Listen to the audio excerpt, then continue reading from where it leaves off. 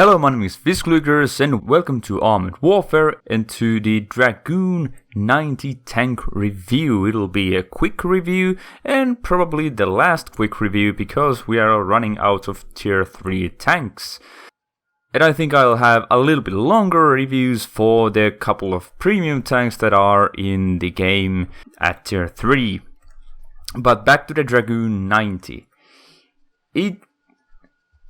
As of this stage of the game's development, there are not a lot of tier 3 tank destroyers and tank destroyers in general. At the moment, at tier 3, we have the Dragoon 90 and the LAV 150-90.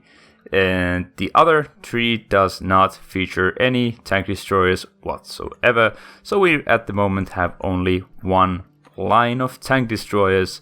So as of tier 3, I will be comparing it with the LAV 150-90, and from that point on, I believe I will compare them to the armored fighting vehicles that share at least somewhat similar statistics.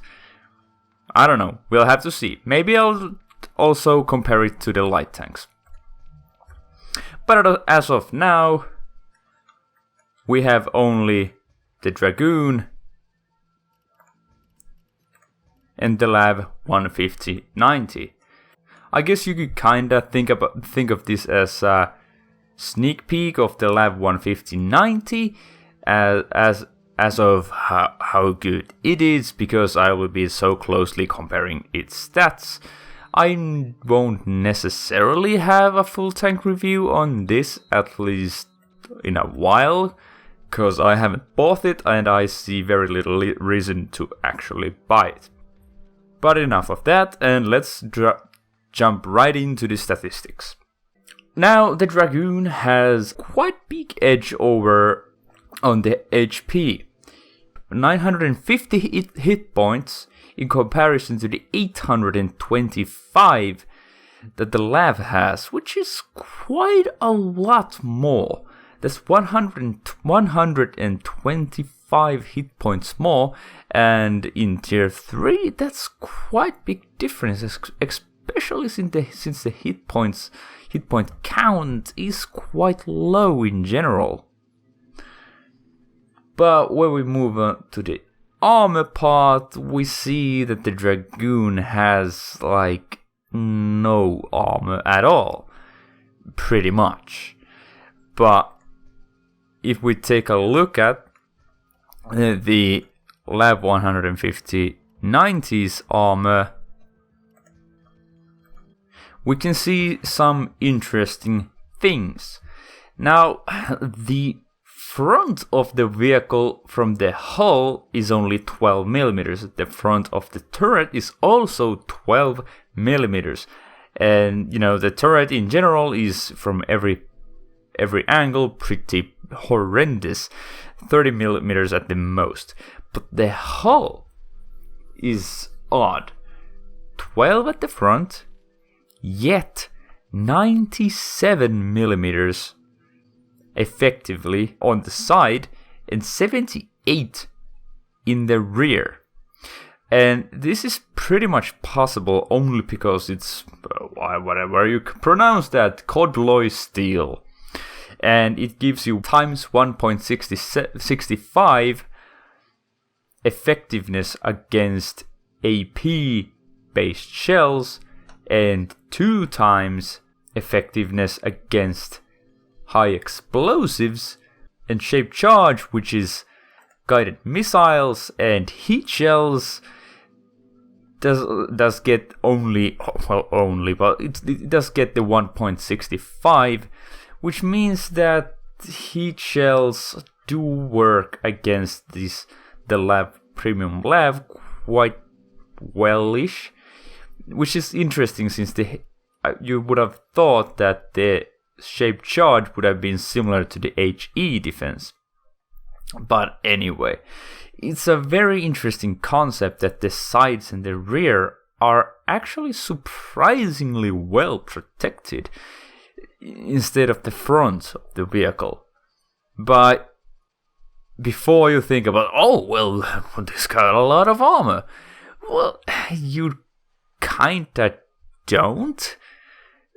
Because your gun depression is at the best at the front of the vehicle, so you're gonna have your enemies on the front, and they can always shoot your turret, which is horrendous on every single side. So the armor is odd, and you shouldn't count on it at all. But as of the Dragoon, it doesn't have any armor. Nowhere at all. So, the mobility. Obviously, since the Dragoon doesn't have any armor, its top speed is a lot higher. 117 kilometers per hour top speed is phenomenally good. It's a really, really, really high top speed for any class of vehicle. But how about the acceleration? Well, it's got 4.4, which is not too great. The Premium Lav has 3.75, which is really good. Now, the 4.4, it's not horrible, but considering the top speed, which is really good, and the armor is garbage, 4.4 is a little bit sluggish. You would hope it to be like a speed demon. And it is a speed demon if you keep just driving for long periods of time, but actually getting this thing to run like really fast, it takes a while. And I feel it's really hurting the vehicle a lot.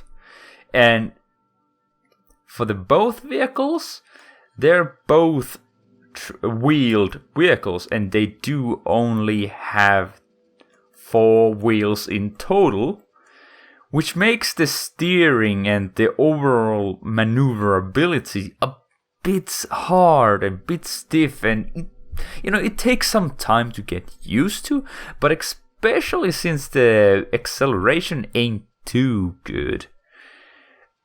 It's at least for me personally, was a bit of a chore to go through.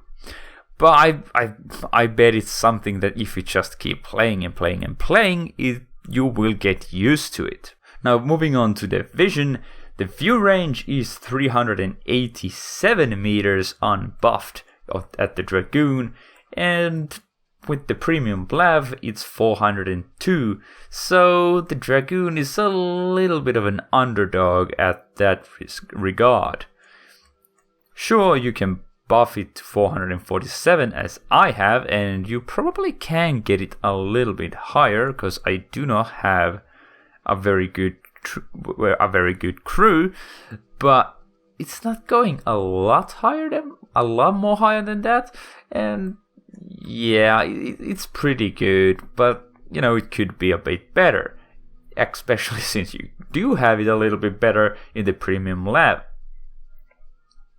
Now, the camo values are identical in both of these vehicles, 0.25, which can be buffed, but it's quite standard for the tank destroyers to have that 0.25, which is workable if you are at the back. If you are quite far from the action, it's quite easy to not get spotted, but the minute you try to get a little bit forward, you will be spotted fairly easily if you just keep your gun singing. And speaking of the gun, how good is the firepower of this vehicle? Now, with these two vehicles, they are very, very similar. The accuracy is 0.11 on both vehicles, which is very accurate. The aiming time is only 2.8 seconds, which is very fast. But the first bigger difference is the turret traverse rate, which is 35.3 in the Dragoon. and in the premium lav it's 28 degrees per second, which makes it a little bit easier to use in the Dragoon than in the premium lav. But otherwise the guns are very similar. 10 rounds per minute on both of the guns, which means exactly 6 seconds of reload, which can be, buffed. But the shells are quite different. Now the Dragoon has a slight edge on the armor-piercing bullets. They have like 10 more damage per shot, but do have actually quite a bit more penetration. 25 points of more penetration. Now the heat shells are quite similar. The damage is quite a lot higher in the Dragoon, with around 50 points of damage more at 292, and the penetration is 3 millimeters more than in the lav at 183. So obviously the DPM in AP is a slightly better here in the Dragoon at 2390, and also quite drastically better with the heat shells at 2920. So if you think about the pure potential DPM, the Dragoon 90 is better. It's got more damage with better penetration. The rate of fire is exactly the same, the accuracy is actually exactly the same, and the aiming time is exactly the same. But there's one more characteristic that has to be taken into account that personally I feel like is one of the most important characteristics. The gun depression. Now the Dragoon has a little bit annoyingly bad gun depression. 5 degrees at the front and only 2 degrees at the rear. Now the 5 degrees at the front is not horrible as in the BMP1, which has only 2 degrees at the front, which is god awful. But 5 is quite bad because you have to be very far and you quite often want to be on a hill or something. So it's really hard to really find a spot for the gun to work. And if I remember correctly, the elevation wasn't very good either. The max elevation is 30 degrees, which is actually quite good. It's nothing super major magnificent, but yeah, it's just not too good. So in comparison with the premium lav, it's got 10 degrees at the front, 3 degrees at the rear, and elevation is 35 degrees. So to bring it into perspective, if the regular Dragoon has, I don't know exactly how you can point it. If the Dragoon can point it like this, the premium lav can point it more like this. So it's a lot more flexible. And in the backside, well, it's not it's 1 degree more, but it's in theory 50% better. And the elevation is also a bit better. So for me at least, the gun depression was the biggest problem of this vehicle. It's just annoyingly bad. Really, really, really bad. And I struggled more to find a position where to shoot the enemies rather than not being able to penetrate the enemies and damage them. Now, what are my thoughts about this vehicle? The Dragoon 90 is at the end of the day only a tier 3 vehicle, so it won't take too long for you to grind it through and get to the Lav 300. which is a tier 4 vehicle, and you will have a little bit more grinding in there. But personally, I find it to be very mixed. Yes, it's got a really good mobility, which I like a lot.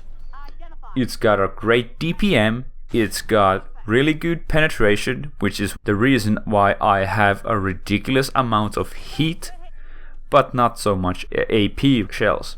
Now, if I would be playing this on a PvP game, I would have a lot more AP, just because there's so much main battle tanks that I have to fight head on, and since the AI opponents are quite brain dead, you will do just fine with heat shells at most of the time. The view range is okay, but not too great. The camo is okay. The DPM with the heat is just phenomenal. It's accurate, it's fast to aim, but the gun depression is just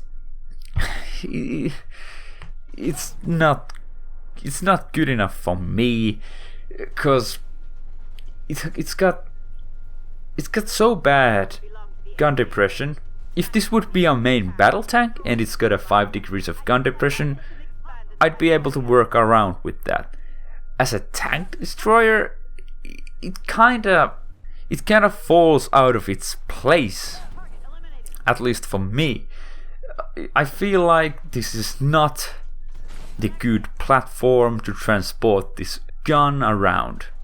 It just feels like a small disappointment. Have I had great games in this tank? Of course I have, and it is a great vehicle, but I personally feel like that its strengths are not quite good enough to justify the drawbacks of the vehicle. It doesn't have like huge glaring weaknesses, except for its armor, which is universal for all tank destroyers, but it doesn't have like key strengths. And the gun is good, it's very accurate, and so on and so on. But a lot of people at tier 3 have quite similar guns. Now, if you're just about to shoot heat, the BMP-1 does have a very good gun. It's got, with all the bonuses, 3783 DPM with my loadout, which is more than my loadout on the Dragoon. So the BMP-1 is, in my book, more mobile, it's got better view range, it's got better camo, and this accuracy is the same, the reload time is around the same, its targeting time is the same. I feel like that the Dragoon is just not good enough in any area to really be the go-to tank. As for the premium lav, yeah, that could be the tank that would be a good tank for me personally, because the only real thing that I really hate about this vehicle is the gun depression, and that's really good in the premium lav. So if you find that to be kind of the only thing you hate, the premium lav might be something you will like.